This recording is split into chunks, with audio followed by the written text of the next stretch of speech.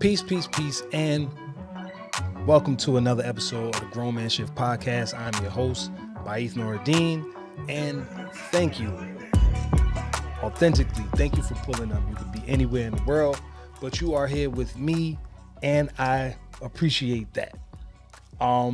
Today's episode, I'm gonna get right to it. Is sponsored by a lot of what I've been thinking about the past for a while, right? And just to kind of put it in words, it was like, as a parent, right?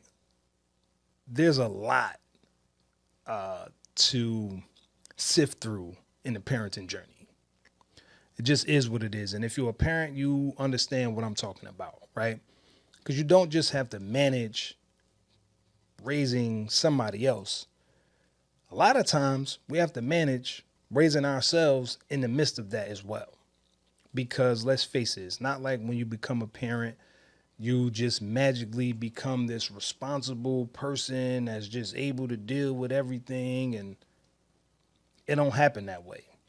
A lot of times you're raising your kid and you're raising yourself at the same time. And I'll just speak for myself and my personal journey. That's just what it's been in the 23 years this year that I've been a dad. And I'll put the disclaimer out there first. No, I'm not a licensed parenting coach. I am not a professional parenting parent. I am no way, shape, form an expert on parenting. I am an expert on my experience.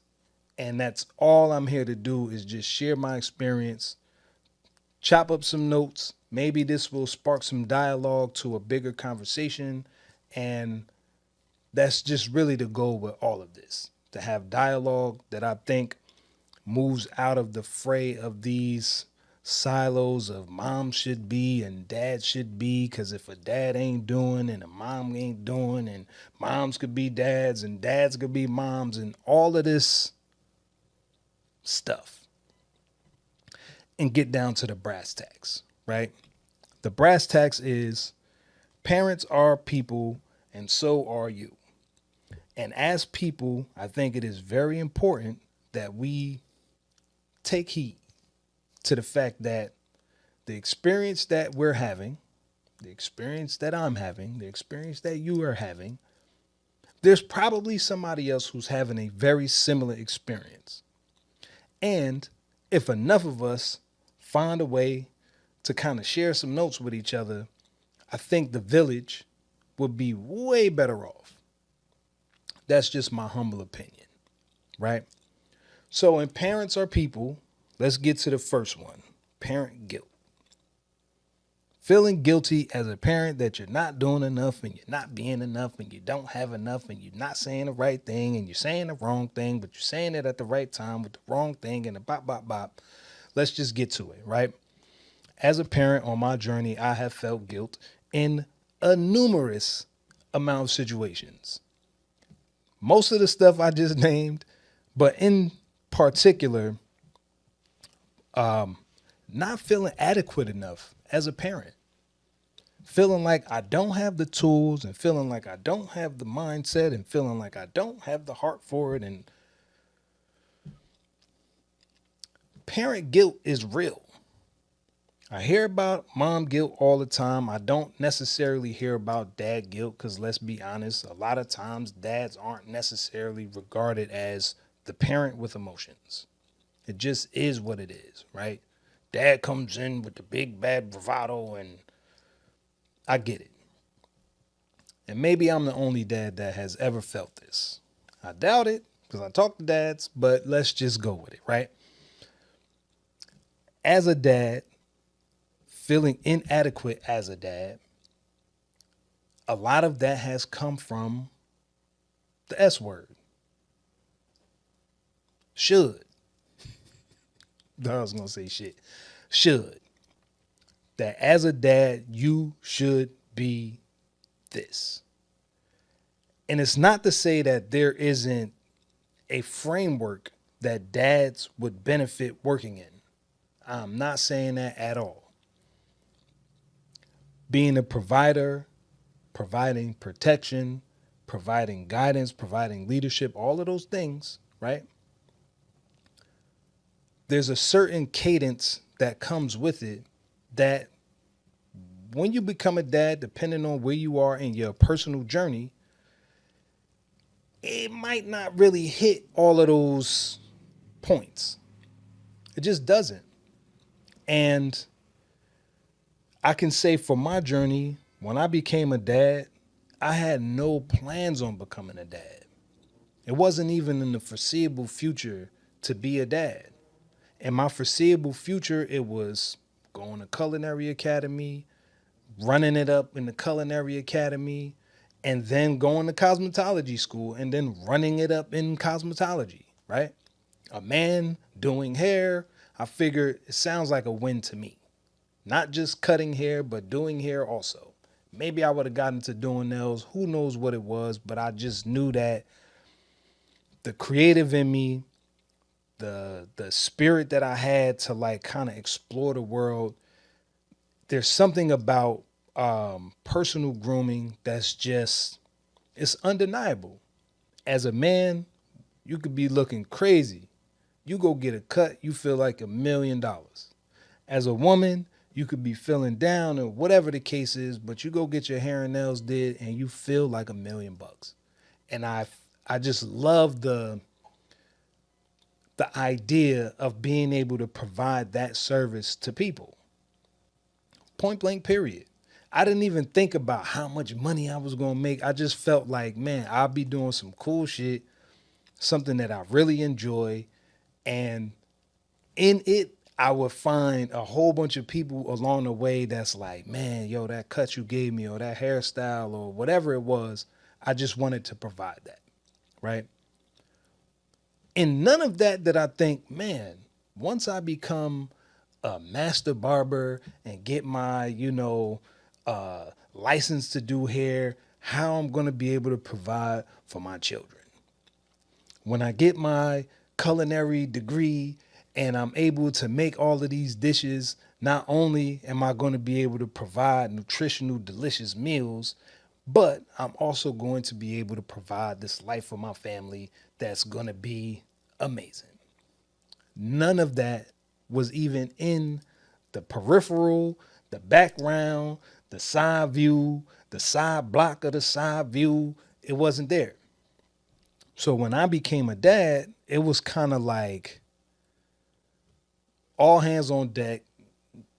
I just got to make sure that whatever my kid need, I'm there for him. You know what I'm saying? Or there for it. Because I didn't know if it was a boy or a girl. I just assumed that whatever the kid's gender would be when the kid came out, I was going to be there. And the level of unpreparedness that I had, it shined. In the beginning, like leading up to my oldest son, shout, Kayvon, I love you. You held me down, especially being a person, because I matured a lot from becoming a dad unknowingly, right? Or I didn't choose it. It wasn't like I was like, yep, I'm going to be a dad. This space of like not having my shit together and not being a quality dad weighed on me so much. It didn't stop me from being active. It didn't stop me from getting active. It didn't stop me from figuring out the things that I didn't have figured out. I just did my best to prepare to take care of this life. The guilt waned back and forth. I would say the first year, 2 years, working odd jobs and putting together this money and this money to make that money to pay that bill and putting together this money and that money to eventually the cadence, I hit it, right? I was able to move out of my mother crib because I just didn't want to burden my mom. I didn't want to be the kid that had a kid but then my mom is taking care of my kid. It just, ew. It just felt weird to me, right? So I did what I needed to do to move me and my oldest son and my oldest son's mom out of our parents' houses, considering we were already on grown-up activity. And at the end of the day, it's not really anybody else's responsibility to take care of our kid but us. Now, getting help from the village, that's something totally different. But to 100% rely on the village to take care of my kid in the midst of a decision that I made to not protect myself, it just is what it is. And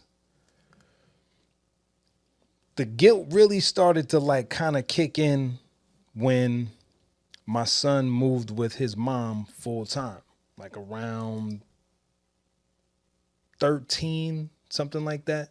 Because from 2 to like 12, 13, my son was living with me.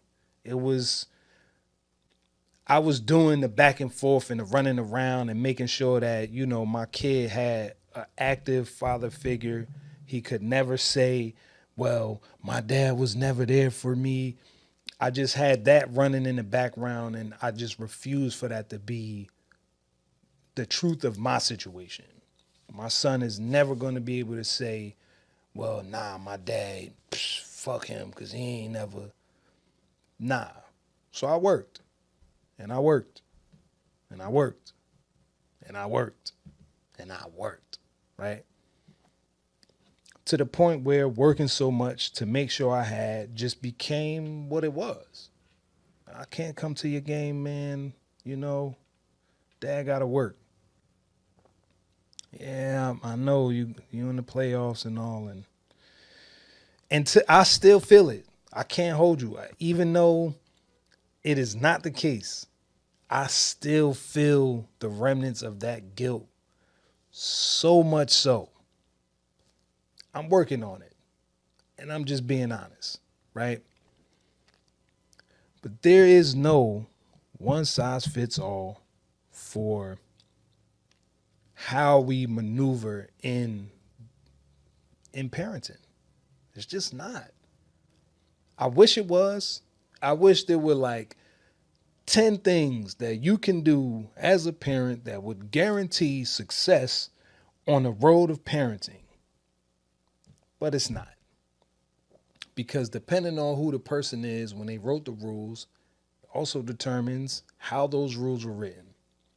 If you're a broke parent, you ain't going to be writing rules on, you know, abundance and, you know, space and conscious parent. You're not going to write that.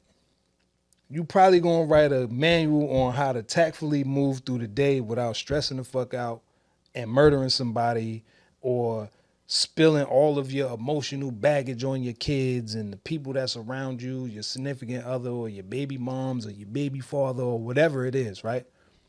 You probably not going to write that book. And if you're not in the space to receive that information, you probably not going to read that book either. You're not. I'll just, speaking from my own personal experience, right? The guilt factor just weighs what it weighs. And it's super unfortunate that it does because it doesn't allow the magic of who you are as a person to shine as a parent. It don't. You like to have fun? There's a way to package up that fun in your parenting style that gives you a little bit more space and fulfillment in raising a living being. It does. I can tell you one of the things that I used to always do with my kid, with my son first, and then when my daughter came and then my youngest son, is like, if we went to the park, I was running around crazy at the park, playing tag with my son and the other kids that's in the park. I'm it. That was me. Because I never wanted my son to feel like, man, my dad's old. My dad, he don't really play a lot. He just be serious all the time. You know, I can't really laugh around my dad or have fun with my dad. I just, there's nothing in me as a parent that feels like it should be separate. Nah, my kid ain't my friend. Not in the sense of somebody I can go and hang out with and drink with and do whatever I do with my friends, but there's a certain level of friendship that fostering with your children, it just allows for trust. It allows for openness to occur. It just does. In my journey, that's what happened. And maybe it won't be the same for somebody else. But I can say, being a tight ass parent, there's no level of enjoyment from any perspective being a tight ass parent. No, you can't do this, and you're not supposed to do that, and bop bop bop and bop. There's no good energy in that shit. It just is not. And call me a soft parent all you want. That's okay. What's working in my life with my children is working in my life and my children.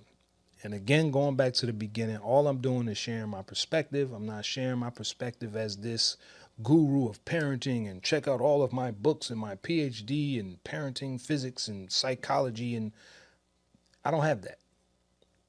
I don't. I've read some of those books. I've adopted some of those principles.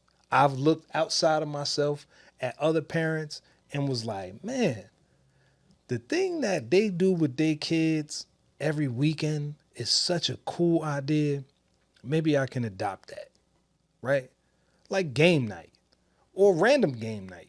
Maybe it's not every Friday at 7 o'clock, the Noureddins are partying it up and playing games. But I can tell you, anybody wanted an Uno, pull up. Me and my family are elite enough. It's a challenge if you want it. I digress a little bit, but the point is, like, as a parent, if you're feeling the guilt and the weight of parenting, it's like one thing that has helped me is to like not just reflect on it, but to like reflect on it from a perspective of like not being in it. I call it the fish smell, right? You go to somebody's house, they're cooking fish. When you get to the house, it smells like fish. When you're there for a while, though, after a while, it don't really smell like fish. Tinge of it here and there, but the fish smell kind of seems to disappear. But when you leave, the fish smell be all on you. Everything you walk around smell like fish. Everything you touch smell like fish. Every part of your body smells like fish. And I feel like that, right? There's a certain space that I've given myself that examining what I said and why I said it. Why did I say that to my kid? The way that I said it to my kid. I'm not too big as a parent or a person to apologize to my kids. I'm not. Because I don't always say the right thing. I don't always go about it the right way. I don't always have the emotionally set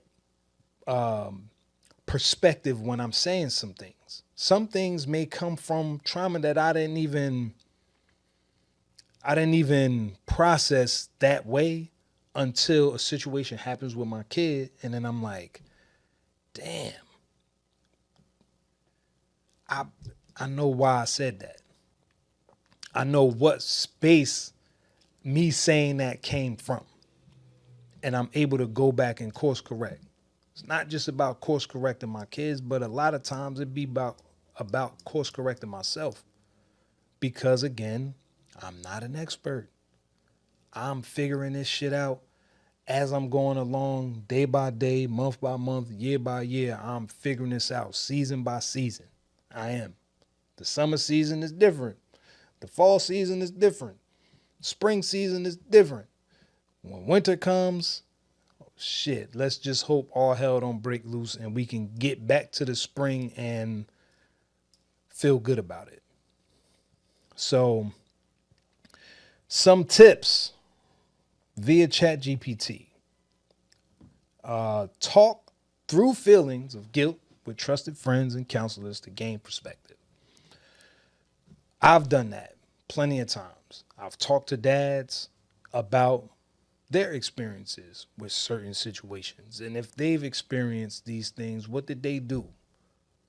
Like, yo, my kid XYZ blah blah blah. You ever dealt with that? What you do when that happened to you? Right? And it's not to say that everybody's perspective is valid. Everything I'm saying right now may not even be valid for you. It may not be. And I accept that. The only thing I can do is share what my journey was like and hope that it gives some clarity to somebody else's. Practice affirmations that reinforce your effort and love and your perceived failures. So, in layman's terms, right? There's the truth, and then there's the feeling of what we feel like the truth should be.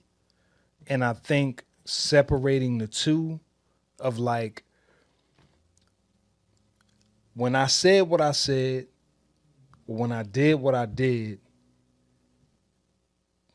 can I move myself out of it enough, my ego out of it enough to actually see it?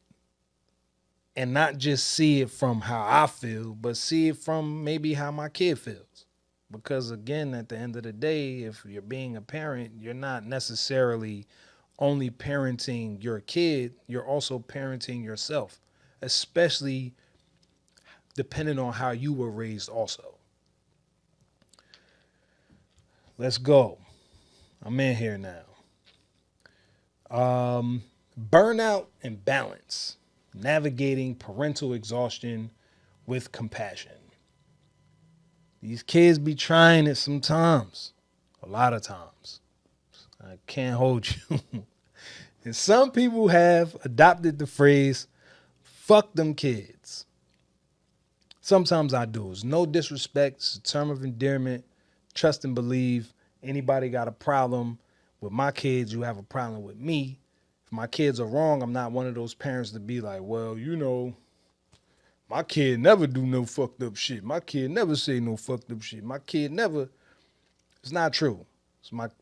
I remember when I was a kid and how I would act when I was with my friends out of the view of my parents. Yeah, my parents let me curse all the time. Hell, damn, shit, man. My parents, they let me do this at home. Lying my ass off, right?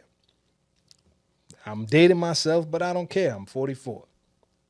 I remember walking to school, smoking beaties with the homies. Like it was actual weed on some like, yeah, man, my parents, they let me smoke all the time. You are 13. What do you mean your parents let you smoke all the time? You gotta be shitting me. It is what it is, right? But this space of like burnout and finding balance and not being stressed the fuck out about everything, it's like you need time for yourself. You do. I get it. There's a lot of identity crisis that goes into being a parent. Once you become a parent, it's like depending on the level of how you participate as a parent, it will start to become who you are.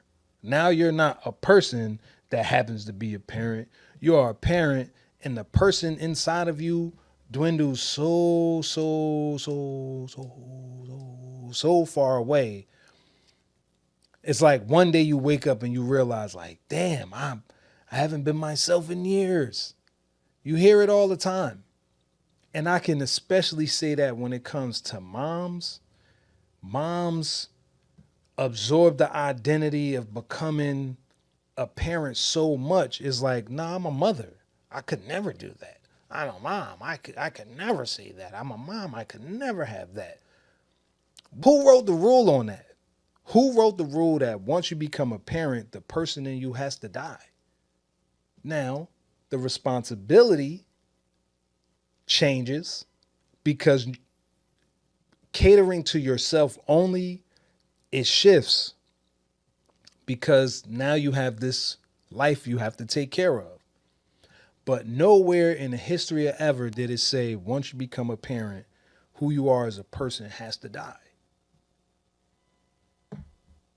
Because at some point, the kids grow up. They do. And you can't wait 18, 19, 20, 25 years to start revisiting who you are as a person. Because then you really feel lost. Super lost. Like, I don't know what to do with myself because I've been a parent for so long. I just never really paid attention to the person inside of me. Bro, sis. Yeah, it's a Grown Man Shift podcast, but I just feel like this message is just it goes in tandem. I'm a speak to the fella's experience because I can only speak from my perspective as a man, as a father, but I also can speak to the experience that I discuss with my wife all the time, that I discuss with my mom all the time. That at some point we get so wrapped up in the journey of being a parent, like you literally lose yourself in it. It becomes all about the kids and making sure they good and doing this and doing that. But where's the space that we craft out for us to be able to hold that? You still got to be able to hold that space. I refuse to be burnt out because I'm a parent. I refuse to allow the parental journey to suck the life out of me because I still have to show up. When I'm at work, I'm not a dad. When I'm doing my business thing, I'm not a dad. When I'm out in the world and my kids are not with me, I am not a dad. And I'm not saying it from a perspective of it just disappears. I'm saying it from a perspective of I know what I got at home and I know why I'm doing what I'm doing. And because they're so closely related, I don't lose what the mission is. The mission is provide space for me and provide space for my family. And I'm doing it through my 9 to 5. So when I'm at work, I'm me. I'm me. But what I'm doing at work, I'm doing it because it provides a certain level of peace and happiness and fulfillment to the people that I got to go back home to. Same thing with I'm doing anything else. At some point, the level of how connected they are, it is just a given for me. And I don't lose myself in the role of being dad. I don't lose myself in the role of being a provider to little mouths that I have to feed. I don't. It's no different than being a husband. I'm me, and I just so happen to be a husband to somebody. I'll talk about that on another one, but this one is strictly for the parents, right? So it's like finding balance is paramount if you don't want to be stressed the fuck out. Because eventually that stress comes to a head and anybody can get it. Anybody. Dad, can you leave me the fuck alone? Don't you see I'm doing? It may not be your journey, but I guarantee you seen somebody blow the fuck up on their kids in that same manner. Mom, can you help me? Why do you ask me all the time? Figure that shit the fuck out on your own. May not be you, but I'm pretty sure you've heard somebody blow up on a kid like that. And that's because there is no separation between church and state. My point is, as the person in you and the parent in you, although the roles are very closely related, about that much, closely, right? One is a function and the other is a function. and finding how those two things can run with each other without overtaking each other is probably the best way to not blow the fuck up. All right. Friends as a parent. It's weird because being a friend as a parent means that you are an adult, right? And as an adult, it's kind of hard to make friends. It is. I'm not saying it from a perspective of like it's impossible, but you have so many things that are going on in your life as a parent that it it sort of makes the journey a little bit difficult to be friends with people that aren't parents. Because what do we have in common? You live in your non having kids life, right? Doing your non living kids thing, spending your non having kids money, doing your non having kids lifestyle thing, and they don't always meet. It's not to say that there isn't value in those friendships. There are. However, as an adult who has children, there's a certain level of synergy you have to have with somebody you can just relate. Like, I can relate to you. Oh man, you had to sacrifice a lot of the similar shit that I had to sacrifice on this journey. Yeah, I can't go and spend money all willy nilly because that means I won't be able to provide. So I don't. And it's nice to be around people who get it, who don't feel like, come on, you gotta live a little because, which is true, but to what degree, right? What degree of truth does that fall in? Yeah, you gotta live a little. I just said in my whole rant before this, you gotta live a little, right? But you can't live so much so that you forget about the responsibility of taking care of those little ones that didn't ask to be here. I just want to add that, right? I think it is highly important to have a supportive cast around you as a parent. You just do. Because, to my previous point, it helps you not burn out. It helps you find some level of balance when you can just say, you know what, man, I feel like I failed as a parent. And you can have somebody ask you, why do you feel that way? Why do you feel that way? Because from the outside looking in, man, you bop, this, that, and the third. Remember the time when little Billy broke his arm and you had that big presentation you had to do and you were still able to kind of fall in the pocket of both, and that matters. Having a supportive cast in any capacity as a person, as a parent, matters. And I suggest that if you don't have supportive cast as a parent or as a person, you find somebody. You do. There's all kinds of groups. There's all kinds of meetups. There's a lot of things that you can do that you can meet people that will help navigate this space with you, right? Not for you, with you. Maybe you pick up a pottery class. Maybe you go to a local paint and sip somewhere. Maybe. But there is a way to kind of bridge the gap from being in this vacuum of parenting where your thoughts are your thoughts and your feelings are your feelings and there's no way to get them out or up or around or nothing. Got to get you some supportive cast. It definitely helps. That's not from a professional perspective. That is from a Baith Noradine. I'm telling you what worked for me as a father is when I became friends with other fathers. There's a small space in my parenting journey that my experience was very similar to a single mother's experience, right? I'm providing, I'm doing all the providing solo. I can't really pick up the phone and holler at the other person that helped me make this kid because that person is living a life like it's golden.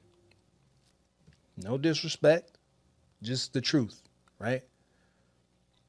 And in that time, having other dads that I could pick up the phone and holler at, having moms that I could pick up the phone and holler at, it just it helped quell all of the noise that was happening in that moment. I no longer felt like I was the only person experiencing this thing on my parental journey. I felt like, damn, it feels good to be able to say, man, this is happening to me. And somebody else say, you know what? When that happened to me, man, I was lost too. And then eventually this happened, that happened. I chose to do this. I chose to do that. I stopped doing this. I stopped doing that. And guess what? My conscience is clear. It's a beautiful feeling, man. You know? The other thing, breaking generational cycles, right? As a parent, I don't know if anybody else has felt this, but I wore a chip on my shoulder for a long time, right? I wasn't going to raise my kids like this because of this, that, and the third, blah, blah, blah, right? I have friends to this day who their parents were the recipients of state governmental assistance. And growing up in that household, that's all they knew. And because that's all they knew, that's all they relied on in their journey. Now, I'm not saying and I'm not shaming anybody who needs assistance, right? You got to do what you got to do to take care of them babies. It is what it is. As long as it's not illegal or immoral, and even if it is illegal and immoral, who am I to judge? I ain't got no hell or heaven to throw nobody in, so, hey, it is what it is, right? What I can say, though,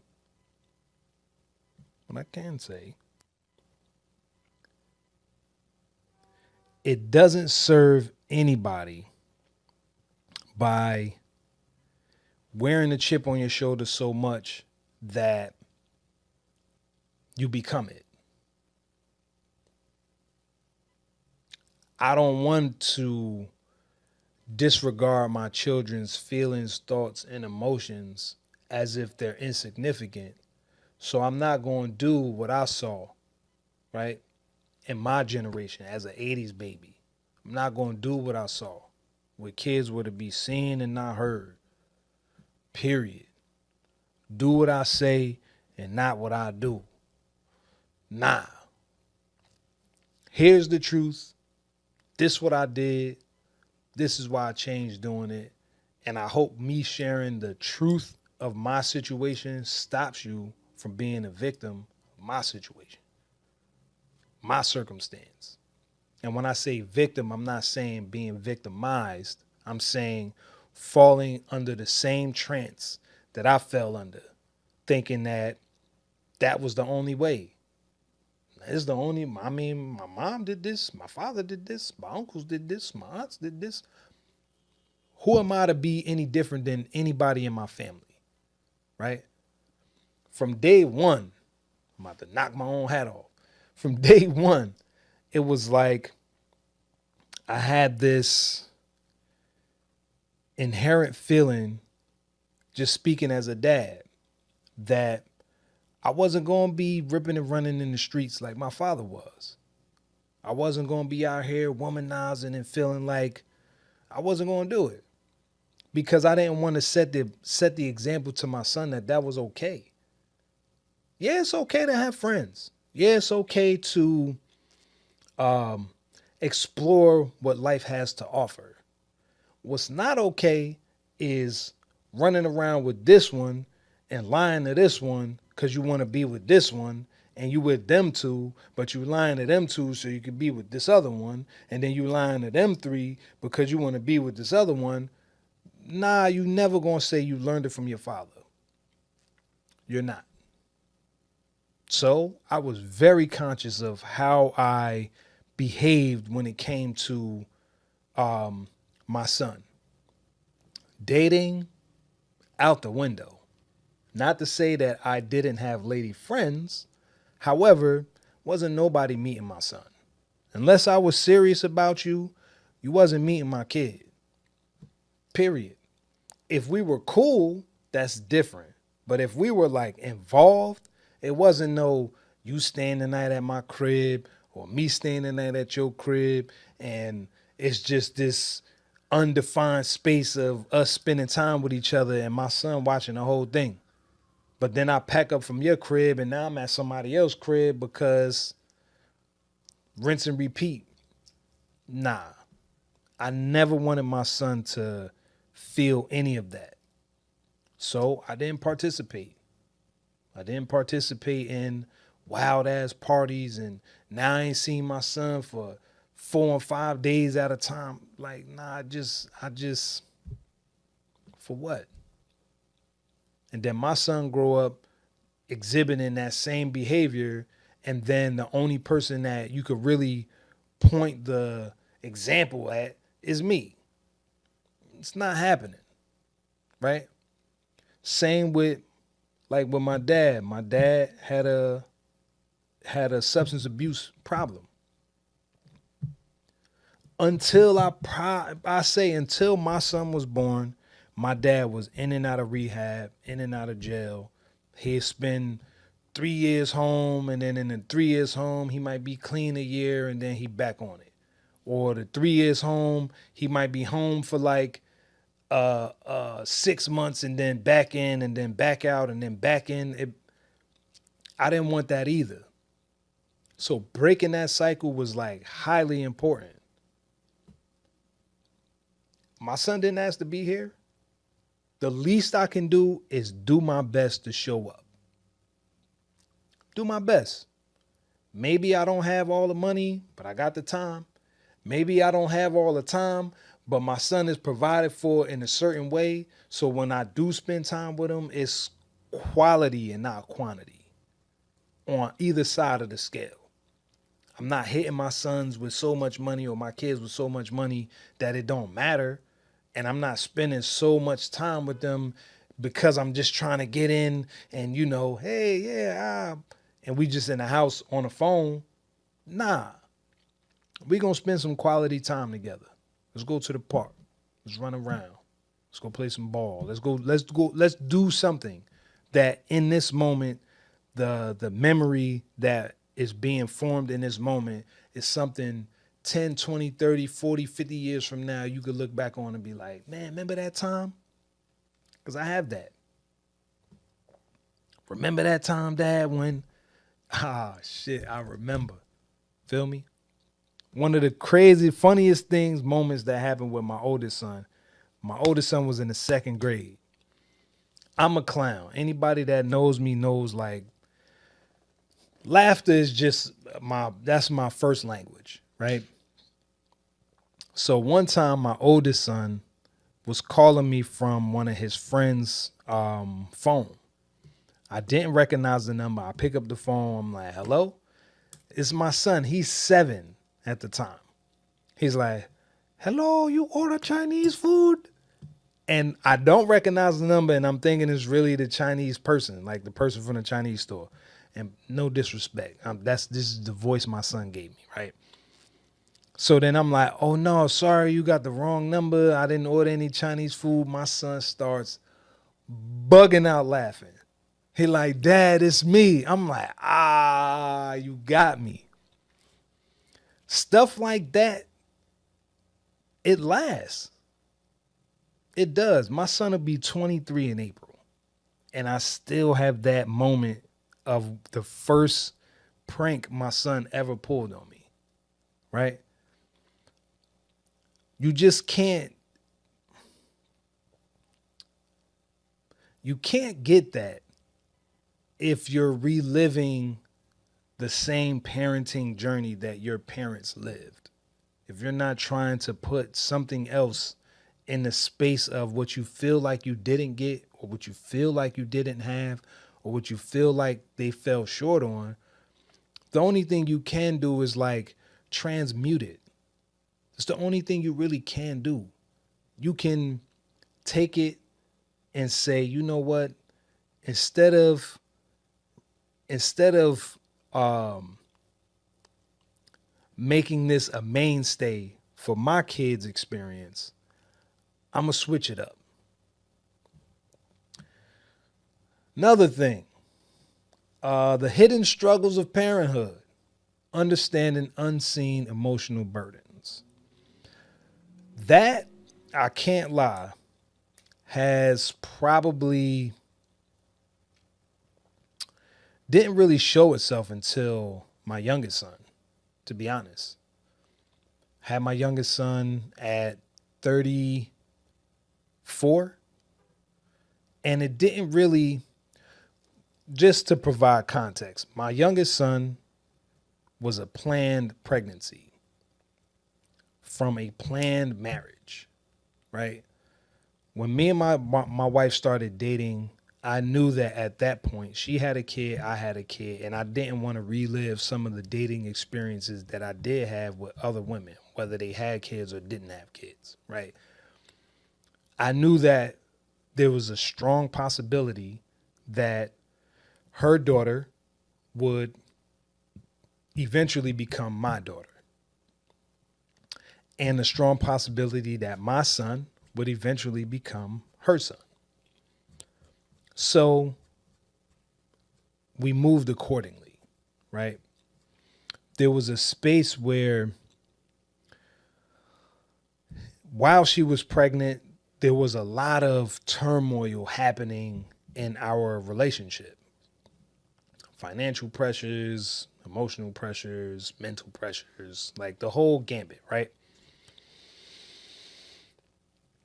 But in that space, what started to become apparent was we both were living in an emotional story that was birthed from our parents.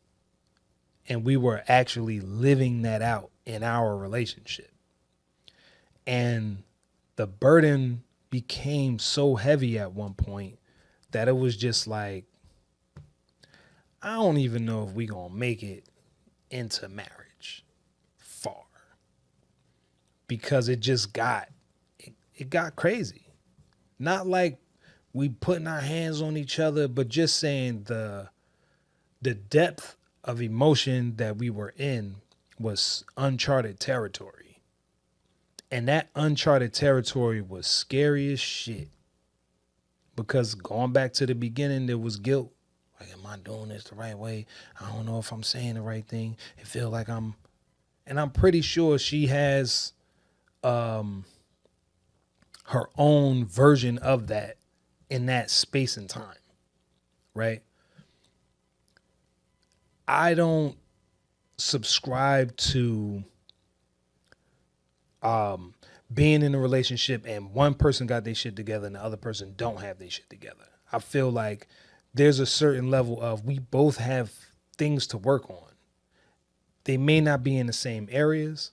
They may not even be for the same reasons, but there's always some refinement that can happen in a relationship, not just between two people who are in a committed, monogamous relationship. It's the only one I can speak to. I can't speak to the poly stuff. But it's the same thing with a parent and child. There's a lot of work that can be done in being available emotionally. I'll say it that way. Trying my best to navigate through it and not just kind of put absolutes on it, because it's not absolute. It's just not. But yeah, this space of like carrying this deep emotion and not knowing what to do with it is like a whole nother layer of navigating through a solid relationship, point blank, period. And as a parent, especially because we have parents, we have our own lived experience.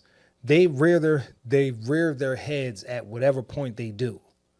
It's not like there's again one size fits all that at this point in your parenting journey you're going to start to feel emotions well up from your childhood, and when this happens you're going to there's no nobody can't really speak to that because some things you don't really realize or recognize until you're faced with a certain situation and you examine it a little bit deeper.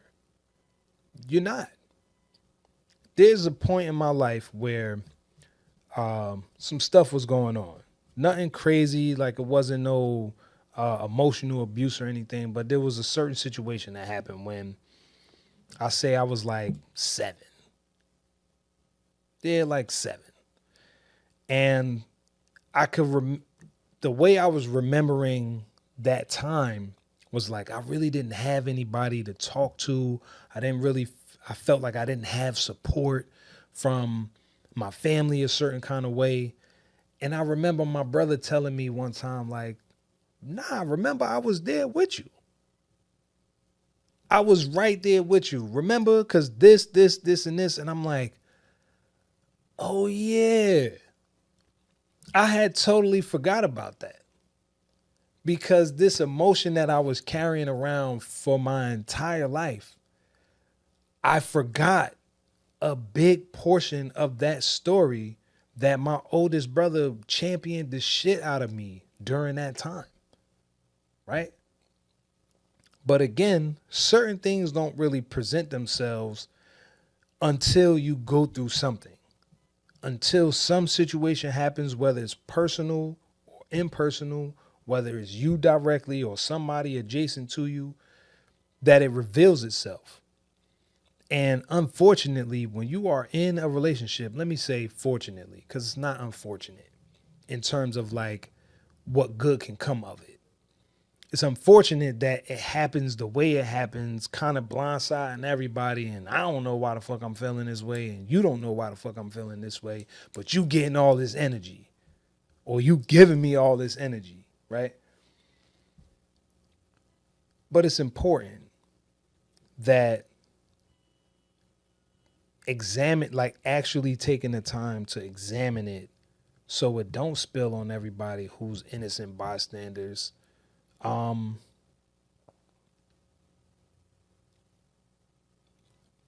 So it just doesn't happen. So it just doesn't happen. I'm trying to articulate it in a way that's like just kind of makes sense. And to me, that just makes sense. Examining it enough so that we're not emotionally doing a drive-by on the people who don't have shit to do with it. Right? I talked about the parental identity, right? And I'll just double down on it because I think it's important. Continue to explore who you are and who you were before you became a parent. I cannot stress that enough because you'll wake up one day and you'll be an empty nester and thinking about all the things you wish you would have done. And that is not a good place to be. How do I know? I know a lot of empty nesters who have that as like the looming thing. They don't know what they want to do with themselves. They lost the zeal to get at life from an individual perspective. And it's very, very heartbreaking to have conversations with these people because I see the glow. I see it in them. It may be far down deep in the cavern somewhere, but I see it in them. And I don't want that to be my story. I don't want to be so wrapped up in my kids that I lose me. I don't. And neither do I want my kids to be so wrapped up in doing the right thing and saying the right thing and being so straightforward and that they don't have an identity for themselves. Because that shit sucks. Like, you just performing for me this whole time and then you realize I'm good. I don't want either side of that pendulum when it swings. You could have a whole pendulum. I'll be honest. I don't want it. Right? I will say, not in summation, but I think it's a good place to kind of land, right?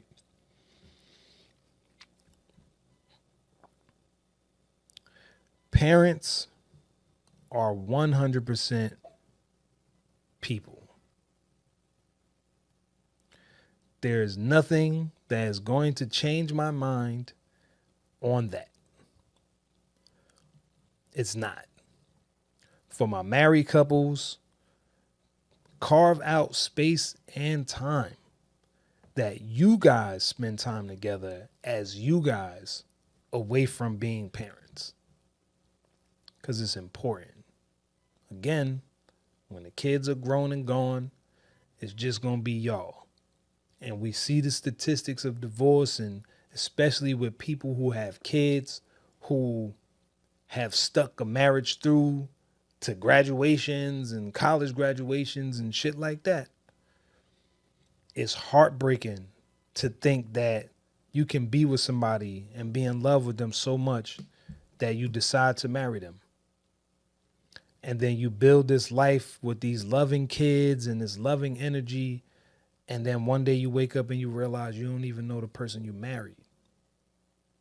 That is heartbreaking. It's heartbreaking. So this space of identifying who you are as a person is just imperative, man. It's just imperative. And the spaces that I've been able to find and carve out for myself outside of my marriage, outside of being a parent, outside of my 9-to-5, outside of being a podcaster, outside of my business endeavors, it's been so instrumental in providing the clarity to put a platform together, right? I want us all to win, man. And when I say us, I mean all of us parents. I want us all to win. I want us all to win at life so much that when we look back on our parenting journey, we feel like we didn't leave anything on the table, that we didn't leave anything up for interpretation, that we can claim it, we can own it, and say like, look, man, I may not have always done or said the right thing. I may not have always moved about it with a certain level of surety or certainty. I may not have always moved in the space of being the most urgent. However, I can say that I'm proud of the parent that I was to my kids. So I'm going to leave it at that. I appreciate you guys for pulling up. As always, please don't forget to like, share, and subscribe. If you or anybody you know would like to be a guest on the pod, hit me up at grownmanshitpodcast@gmail.com. Because, yeah, it's a lot of grown shit going on, and I think it needs to be discussed. And you may think it need to be discussed too. Send in topic ideas, send in discussions, whatever it is. I'm open.